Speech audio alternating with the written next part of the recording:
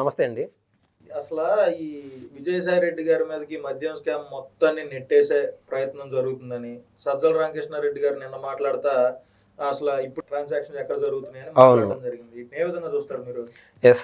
ఇప్పుడు రాజకేశ్ రెడ్డి పేరు మొట్టమొదటగా తీసుకొచ్చిన వ్యక్తి ఎవరైనా ఉన్నారంటే అప్పుడు దాకా ఈ రాజకేశ్ రెడ్డి అసలు ఆ పేరు ఇన్న దాఖలు అడగడా లేవు నిజంగా వాస్తవంగా నేను, లేదా పొలిటికల్ హై సర్కిల్స్లో ఎవరన్నా ఒకరో ఇద్దరు నిండొచ్చు కాక. అయితే ఈ మద్యం స్కామ్ మొదలవడానికి అంటే మద్యం స్కామ్ బయటికి కనిపించడానికి కారణం ఎవరన్నా ఉన్నారంటే విజయసాయి రెడ్డి గారు. ఎందుకంటే ఆయనకి సిట్ విచారణకి పిలిచారు. అది ఏది కాకినాడ సంబంధించిన పోర్టు విషయాల్లోనూ అదే అక్కడ ఉన్నటువంటి సెజ్ విషయాల్లోనూ ఆయన పిలిచెట్టున్నారు.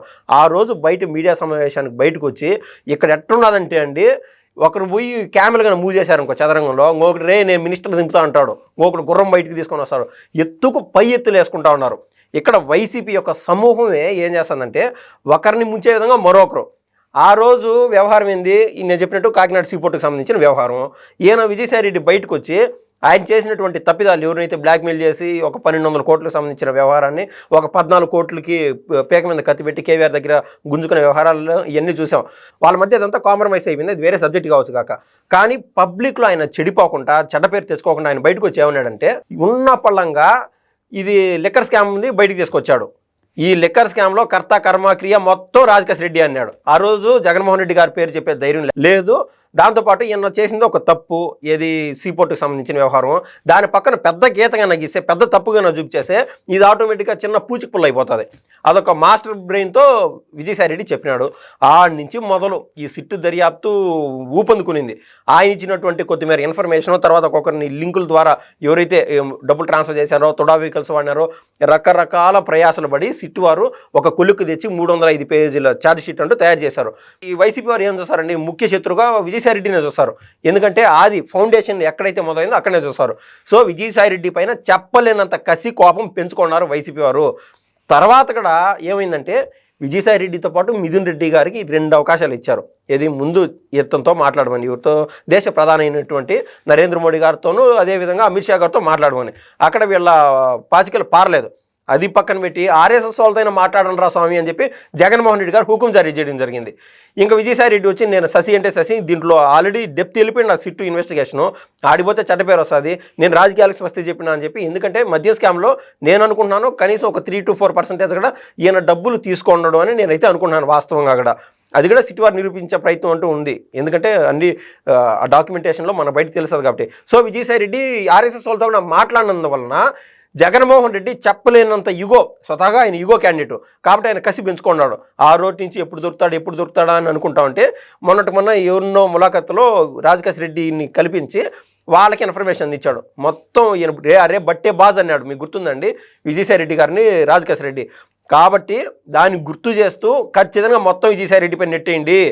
ఇప్పుడు కేవలం ఆ రోజు విజయసాయి రెడ్డి అనింది వాళ్ళ అల్లుళ్ళ ద్వారా 100 కోట్ల రూపాయలు వడ్డీకి తెచ్చిచ్చాము డబ్బులు అని చెప్పినారు.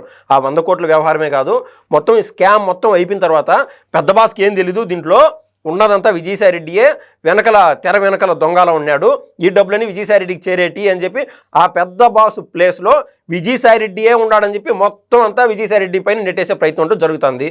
అయితే ఇది ఏ విధంగా ఉండదో మనం కూడా చూడాల్సిన పరిస్థితి. ఎందుకంటే అండి స్వతహాగా ఆయన సీఏ ఈ రాజశేఖర రెడ్డి సమయం నుంచి వాళ్ళ తాత రాజారెడ్డి సమయం నుంచి ఇవన్నీ డక్కా ముఖ్యులన్నీ తినొచ్చినాడు. విదేశాల్లో షెల్ కంపెనీలు చెడ్డ మంచి అన్ని వ్యవహారాలు తెలుసు. ఒక్కవేళ అదే కన్నా జరిగితే వైసీపీ సోషల్ మీడియాలో కూడా ఇదే జరుగుతుంది, చక్కర్లు కొడుతుంది, మొత్తం విజయసాయి రెడ్డి చేసేసాడు అని. ఎందుకంటే జగన్మోహన్ రెడ్డి గారిని పక్కకు తప్పించే ప్రయత్నం. కాబట్టి ఇదే కన్నా జరిగితే జగన్మోహన్ రెడ్డి మరింత తప్పిదం చేసిన అడుగుతాడు అని నేనైతే ఖచ్చితంగా అనుకుంటున్నానండి.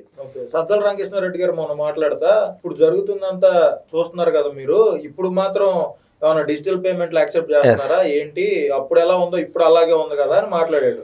మరి దీన్ని ఏ విధంగా చూస్తారు? ఇప్పుడు ఆయన చెప్పినట్టే ఆంధ్రాలో కూడా ఇదే విధంగా ట్రాన్సాక్షన్ జరుగుతూ ఉండే, దేశవ్యాప్తంగా ఎట్లా జరుగుతుందో. కానీ ఆయన చెప్తాను ఏంది, జగన్మోహన్ రెడ్డి గారు కూడా ప్రెస్ మీట్ పెట్టి మరి ఆయన ఏం చెప్పినారంటే ఎంత మద్యం కొన్నారనేది మేము స్కాన్ చేసే గన్ను దాంతో స్కాన్ చేస్తూ ఉన్నాము, ఎన్ని లక్షల కేట్లు వచ్చినా కూడా, ఎన్ని లక్షల బాటిల్ అమ్మినా కూడా వెబ్సైట్లో అప్లోడ్ అయ్యేటి, దీంట్లో తప్పులు ఏడ జరిగినాయి అని చెప్తున్నాడు జగన్మోహన్ రెడ్డి. ఆయన చెప్పిన పాటే ఈయన యొక్క బంటు సజ్జల రామకృష్ణారెడ్డి అంటున్నాడు. కానీ అది దొంగ యాప్, మాన్యువల్గా చేసేవాళ్ళు, అది డిఫాల్ట్గా రిజిస్టర్ అయ్యేది కాదు, మాన్యువల్గా. వాళ్ళు ఇంకొక మాట అంటుంది ఏంటంటే మేము ప్రభుత్వ ఆదాయం పెంచినాం కదా అంటున్నారు. ఇప్పుడు గతంలో అండి ఒక 440 రూపాయలు ఆ రేంజ్లో ఉండేది మ్యాన్సినోస్ అనే మద్యం, దాన్ని కాస్త ఏకంగా 900 రూపాయలకి ఎత్తుకోమినారు. ఏది మన ఆంధ్ర రాష్ట్రంలో. కాబట్టి ఆటోమేటిక్గా మద్యం యొక్క కొనుగోలు మ్యాక్సిమం ఒక 10% to 15% తగ్గినా కూడా డబ్బులు వచ్చే ఆదాయం అంటూ పెరిగిపోయింది. తద్వారా గవర్నమెంట్కి లాభం ఉండాలి. ఈ గవర్నమెంట్ లాభము నామకే వస్తే కొద్ది మేర పెంచి చూపించి మిగిలిన డబ్బులంతా ఎక్కడ పోయినట్టు మద్యం అమ్మిన దాంట్లో డబ్బులు కొట్టేసిరి. ఈ డిస్టిలరీస్ వారికి ఇచ్చినటువంటి పర్మిషన్స్లో డబ్బులు కొట్టేసిరి. ఈ డిస్టిలరీస్ వారైనా లేకుంటే ఆ మద్యం సరఫరా చేసే వాళ్ళు ఏం చేస్తారు, వీళ్ళకి ఒక 200 రూపాయలు ఖర్చు పెడితే ఆటోమేటిక్గా జగన్మోహన్ రెడ్డి గారికి మళ్ళీ కమిషన్ ఇవ్వాలి స్వామి అని చెప్పి మద్యం యొక్క ధర పైన పెచ్చు చూపించేవాళ్ళు. ఆటోమేటిక్గా ప్రజలు నష్టపోయినారు. సాయంత్రం వరకు కష్టపడి ఎవరైనా సరే రైతు కూలీలో ఒక 300 రూపాయలు 400 రూపాయలు కూలీకి వెళ్ళి వచ్చేవాళ్ళు సాయంత్రానికి కనీసం ఒక క్వార్టర్ తాగుదాం రా అనుకుంటే ఆ క్వార్టర్ పెట్టడానికి 400 రూపాయలు అయ్యేది. ఇంక ఏడ కర్మ ఏం దరిద్రమో. ఇంకా చీపు తాగాలనుకుంటే ఆ 200 రూపాయలు 250 రూపాయలు పెట్టి ఇంటర్ తాగిన దాంతో సమానంగా ఉండేది. ఏకంగా 35,000 నుంచి 45,000 మంది చచ్చిపోయినారంటే ప్రతిరోజు అదొక స్లో పాయిజన్. ఆ విధంగా రాష్ట్ర ప్రజల యొక్క ప్రాణాలు తీసేసాడు జగన్మోహన్ రెడ్డి డైరెక్ట్గా. అది నేను అంటాను ఏంటంటే సజ్జల రామకృష్ణారెడ్డి గారికి, వైసీపీ వారికి, జగన్మోహన్ రెడ్డి గారికి మీరు తప్పు చేశారు. ఆల్రెడీ కోర్టులో తేలుతుంది. మీరు ఏదో ప్రజా కోర్టులో మసిగుసి మారేడికాయ చేద్దాం అనుకుంటే ప్రజలందరికీ తెలుసు. ఎందుకంటే అప్పుడు మీరు ఎక్కడ పట్టినా ఆడవు ఏ ఫోన్పే అన్నా ఫోన్పేలో ఉండాలన్న డబ్బులు దాంతో కొడతా అన్నా అంటే ఓటు తీసుకునేవాడు కాదు. అదంతా మనకు తెలుసు. కాబట్టి ప్రజలు డైరెక్ట్గా ఇన్వాల్వ్ అయిన జరిగినటువంటి తతంగం అది. కాబట్టి వీళ్ళు ఏమి చేసినా కూడా ప్రజా కోర్టులో ఆల్రెడీ వీళ్ళు ఓడిపోయినారు. ఇంకా కోర్టుల్లో జగన్మోహన్ రెడ్డి గారు జైలుకు పోయే వరకు పరిస్థితి దాపరించిందని నేనైతే ఖచ్చితంగా చెప్పగలుగుతానండి. ఓకే, థ్యాంక్ యూ, ధన్యవాదాలు.